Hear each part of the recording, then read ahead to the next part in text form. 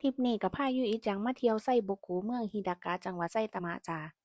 ก็พ่อบ้านเพิ่นก็ลืมของอยู่ในรถเนาะจ้าก็กลับไปเอาเด็กน้อยเพิ่นก็ย้านพ่อบ้านบ่ไปเที่ยวนำก็เลยเอิ้นพ่อบ้านควักพ่อบ้านอยู่ไวๆอยู่จ้าเป็นตาย้านหัวหลายหม้องนี้ก็สิเป็นฟาร์มเลี้ยงหมูจ้าแต่ก็บ่ได้เปิดให้ย่างแบบใกล้ชิดทั้งหมดเด้อจ้าก็สิเป็นฟีลประมาณแหล่งท่องเที่ยวเชิงอาหารเป็นสถานที่พักผ่อนบรรยากาศครอบครัวพาเด็กน้อยมาเที่ยวประมาณนั้นล่ะจ้าข้างๆกันก็สิเป็นออนเซ็นเนาะจ้า มาเที่ยใดก็บ่เคยแวะจักเที่ยจ้า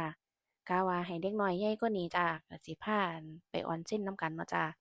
เด็กน้อยก็เห็นน้องหมูก็ตื่นเต้นคักจ้าตัวสิออกจากจุดนี้ได้ก็ใช้เวลาคักจ้าเป็นตาย้านหัวหลายก็สิมีมุมให้ถ่ายรูปเนาะจ้าเป็นป้ายอาหารตารักตารักจ้ามาเที่ยวใดนี่ก็ถ่ายไว้เป็นประจำจ้าพอพาเด็กน้อยมาเป็นครั้งแรกก็อยากให้เด็กน้อยถ่ายไว้เป็นความทรงจำเนาะจ้าเด็กน้อยก็ม่วนหลายจ้าก่อนสิแวะซื้อหมูซื้อไส้กรอกเนาะจ้า ก็แวะมาโซนทางหลังก่อนเนาะจ้าก็สิเป็นร้านขายชากับร้านขายไอติมจ้าไอติมชาเขียวร้านนี้แซ่บแซ่บจ้าโต๊ะก็เป็นรูปน้องหมูเนาะจ้าเป็นตารักเป็นตารักจ้าโซนนี้ก็สิเป็นร้านขายผักเนาะจ้าผักจากเกษตรกรหลายๆจ้าแต่ว่าเพิ่นก็บ่ให้ถ่ายรูปเนาะจ้าก็เลยบ่ได้ถ่ายมาให้เบิ่งเนาะจ้าซื้อผักเสร็จแล้วก็พาเด็กน้อยมาเบิ่งปลาจ้าโซนนี้เด็กน้อยก็หลายคักจ้ามายืนเบิ่งปลากันเนาะจ้าเด็กน้อยเห็นปลาก็ม่วนหลายจ้ามักคักจ้า แต่ก็อยากเบิ่งไกลๆแต่ก็เบิ่งบ่ได้เนาะจ้าเพราะว่าคนหลายพ่อบ้านก็เลยได้อุ้มเบิ่งเอาจ้าเป็นตาอันเหลือโตนคักจ้าพาเด็กน้อยเบิ่งปลาเสร็จแล้วเนาะจ้าก็พากันนั่นแวะซื้อเนื้อหมูกับไส้กรอกกับเมนูที่เคยซื้อเป็นประจำจ้าเวลามาเนาะจ้าแต่ว่าเพิ่นก็บ่ให้ถ่ายรูปอีกแล้วจ้าก็เลยบ่ได้ถ่ายมาให้เบิ่งเนาะจ้าตัดภาพมาก็เห็นเด็กน้อยถืออันน้ำผลไม้คือเก่าล่ะจ้าไปไสก็ได้แต่น้ำผลไม้อั่งปังมั่งเพิ่นนั่นล่ะจ้าเป็นตาอยากหัวหลาย กว่าสิได้ขึ้นรถกลับบ้านเนาะจ้ากะติดแต่อยู่หม้องนี้ล่ะจ้า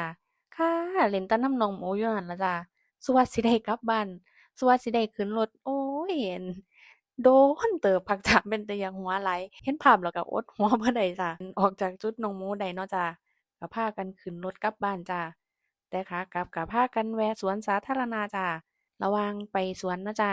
ก็นั่งเบิ่งบรรยากาศข้างทางจ้าบรรยากาศดีๆจ้าอันนี้ก็สิเป็นสวนอีกฝั่งหนึ่งเนาะจ้า คนก็มาเล่นสวนก็หลายคักจ้าก็พอไปถึงสวนเนาะจ้าก็เหลือประมาณ30นาทีเนาะจ้าก็พากันย่างบักอย่างไวเลยจ้าย้านสวนปิดก่อนเนาะจ้าสวนนี้ก็มีแรงบันดาลใจมาจากโลกของหมู่มิ้นจ้าคลิปนี้ก็ยาวไปนิดหนึ่งเนาะจ้าก็เลยตัดเป็นอีกคลิปหนึ่งเป็นคลิปที่บรรยากาศดีคักจ้าอยากให้เขาไปเบิ่งกันต่อเลยจ้าคลิปนี้ก็จบไว้ส่ำนี้ก่อนเนาะจ้า ฝากกดติดตาม กดไลค์ กดแชร์ เป็นกำลังใจให้ยูอีกจังเนี่ยเด้อจ้า ขอบคุณหลายๆจ้า